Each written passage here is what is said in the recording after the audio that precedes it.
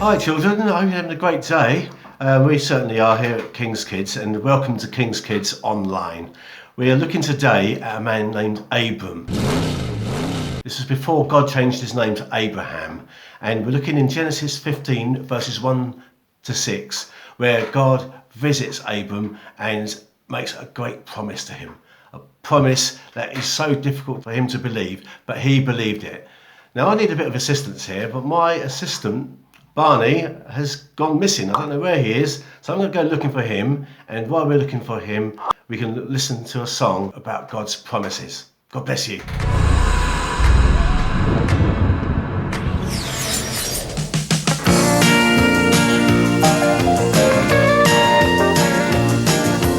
We have come a long, long way, but we are here to tell. When we see that rainbow, we know everything is well. God has placed that rainbow way up high in the sky. We believe His promises, for God will never lie. Promises, promises, don't you see? God made those promises for you and me. Promises, promises, God is never late. He keeps His promises, yes, God is great. From the time the world was made, our God has been so good. He has shown His love, but He is so misunderstood. He forgives us and protects us, but we must obey to receive His promises, for that's the only way. Promises, promises, don't you see? God made those promises for you and me. Promises, promises, God is never late. He keeps His promises, yes, God is great. God is great.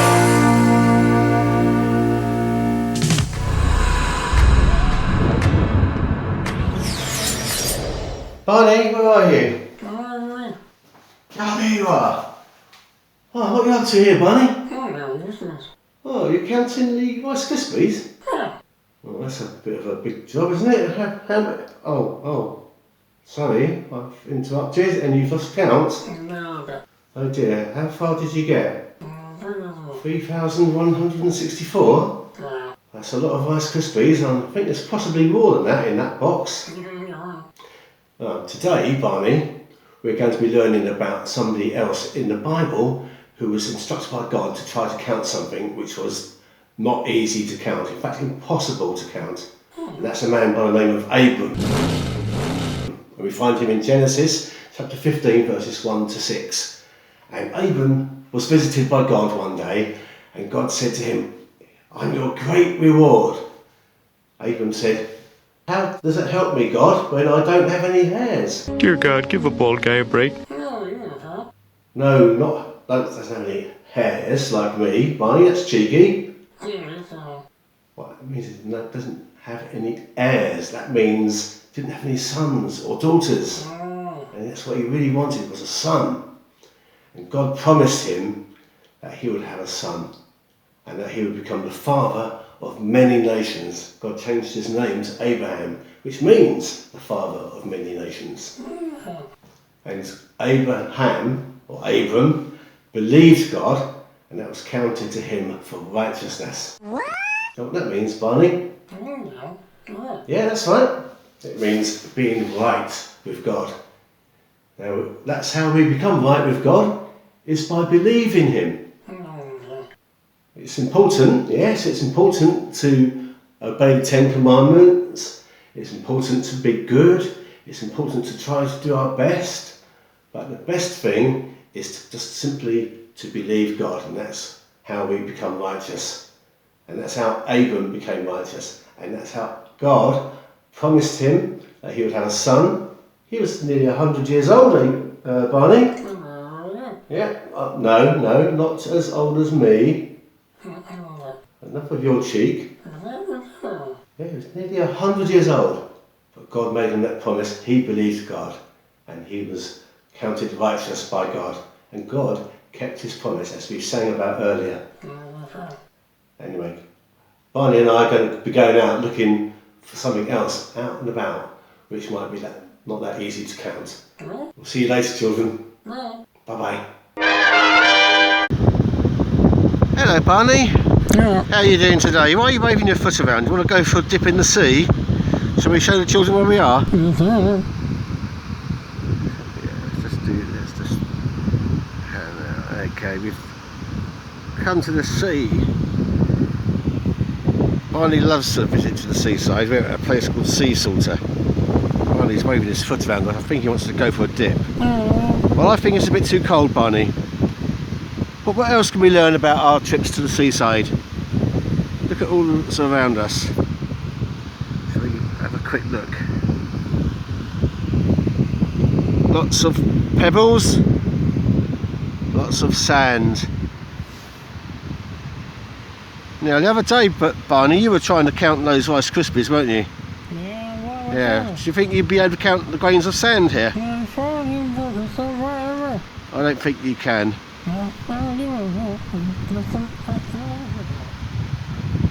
And it's glorious. It's a winter day. It's cold, but it's glorious here, and we can see and we can learn lessons from the grains of sand, and we can learn lessons from the pebbles, far too numerous to count. Just the same as we were learning about Abram, when God promised him that his descendants would be far too many to count. And he wasn't just talking about the children of Israel, he was talking as well about us, children of God, children of Abraham, because we are descendants, spiritual descendants of Abraham, because Jesus was the descendant of Abraham, and through Jesus we are all saved. And the numbers of those that believe in the Lord are far too numerous to count. Isn't that wonderful? Anyway, Barney, I think we need to get you home. Yeah. Do you think so? Yeah. Okay, say bye-bye to the children. Bye now.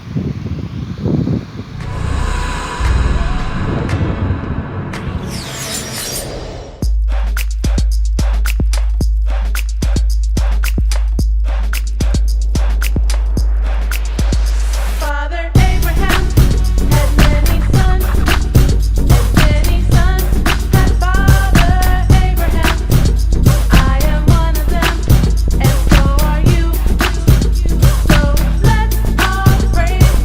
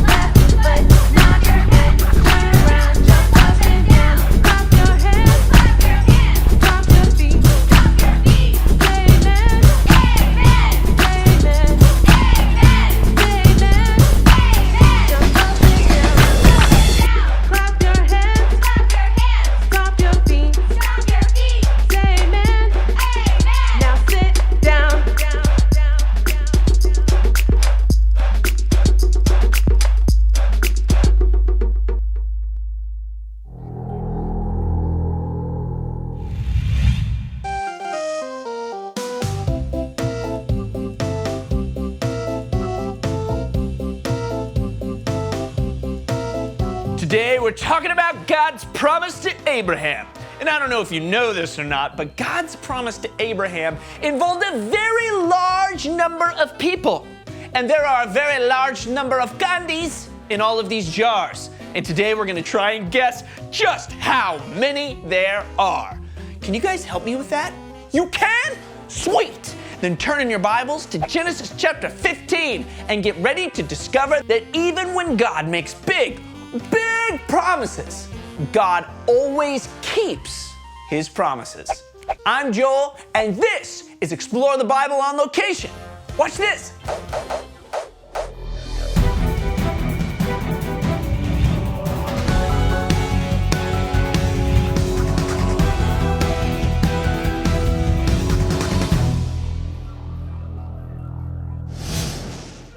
All right, everybody, it's time for the moment of truth. When God made his promise to Abraham, he promised that he would make Abraham's descendants as numerous as the stars Abraham could count in the sky. Say, what? That's crazy. How many stars do you think he counted?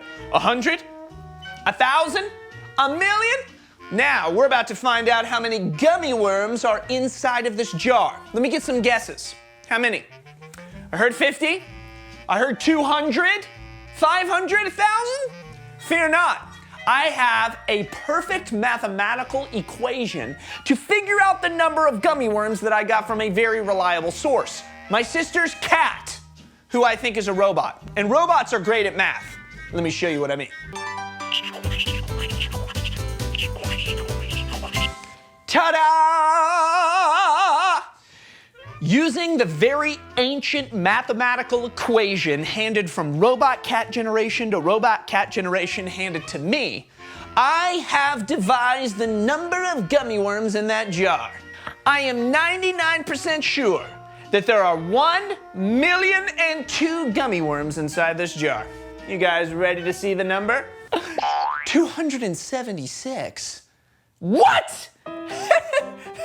That's gotta be wrong, because I was assured that this equation is foolproof. Okay, moving on to the second jar. How many gumballs do you think are in this jar? Let's try this equation again and see if it works. All right, folks, it's time to find out how many gumballs are inside this second jar. The amount of gumballs inside this jar is 10,000 times 1,000,001. I don't even know what that number is. But what I do know is that number is right. You guys smell that? Smells like a hashtag. Hashtag mic drop. Let's figure out how many are in here.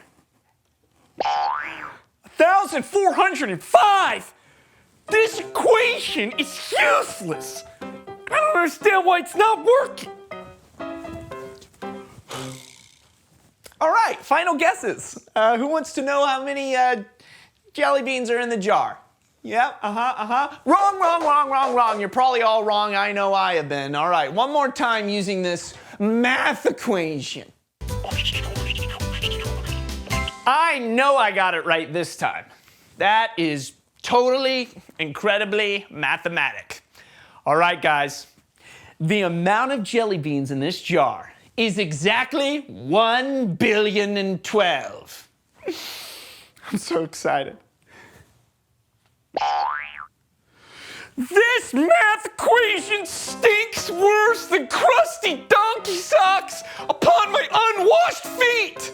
I'm gonna go find my sister's robot cat and take the batteries out. This is Abraham. God made a promise to Abraham.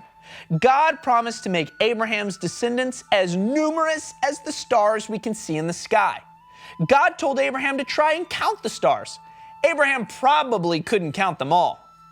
God promised to give Abraham many more descendants than Abraham could even count. Within 400 years of God's promise, Abraham had over 1,000,000 descendants.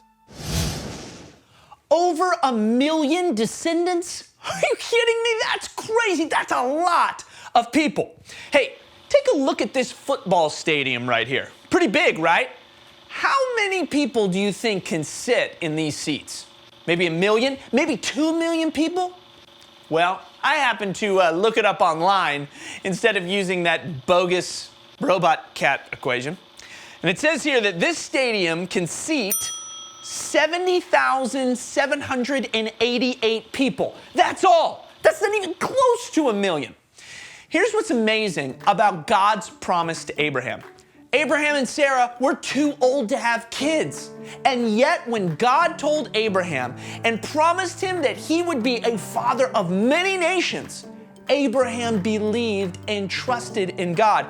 By the time Moses was leading Israel out of Egypt, they were well over 1 million people. And by the time David was the king of Israel, there may well have been over 3 million descendants of Abraham. How many football stadiums do you think it would take to seat 3 million people? Roll the film. The average professional football stadium holds around 70,000 people. So what if we filled up all the pro football stadiums in the country with Abraham's descendants? Would there be enough room? Nope, not enough seats. The average professional basketball arena holds around 18,000 people. So what if we filled up all the pro basketball arenas and all the pro football stadiums in the country with Abraham's descendants? Would that finally be enough space for them all? No, it still wouldn't be enough. God multiplied Abraham's descendants to such a degree that all the pro football and pro basketball facilities in America couldn't hold the Israelites. That's a lot of people. Here's where it gets really crazy, my friends. God promised Abraham he'd be the father of many nations, not just one nation. The Bible tells us that when someone puts their trust in Jesus, they become a son or a daughter of Abraham. When we put our trust in Jesus, we become part of God's promise and God's family forever. That means that since the night God made that promise to Abraham until today, there could literally be billions of people who have put their trust in God. Let me ask you this. How many football stadiums this size would you need to seat 1 billion of Abraham's descendants? Well, I've got a calculator, so I'm going to use it. It says here it would take 14,285 football stadiums this size to seat 1 billion of Abraham's descendants. That's amazing. Oh, you guys smell that? I'm smelling that hashtag again. Hashtag mic drop. Think about it. God gave this many descendants to a man who was too old to have children. How? Because God is able. When God makes promises, God fulfills his promises in his perfect time with his perfect power. And that's what we discover when we dig into the book of Genesis. I'm Joel, this is Explore the Bible on Location, and I want you to ask yourselves how long you think it'll take me to eat all these gummy worms. I already have the answer. 5 seconds.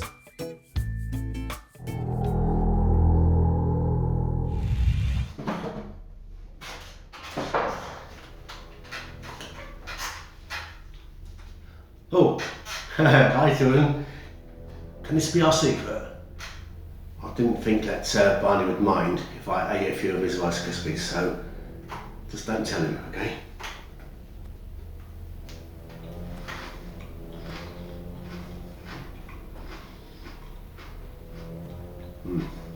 Very good.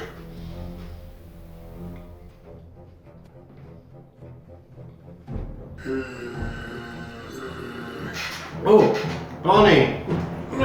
Oh, sorry, I can't explain, Barney. I can't explain.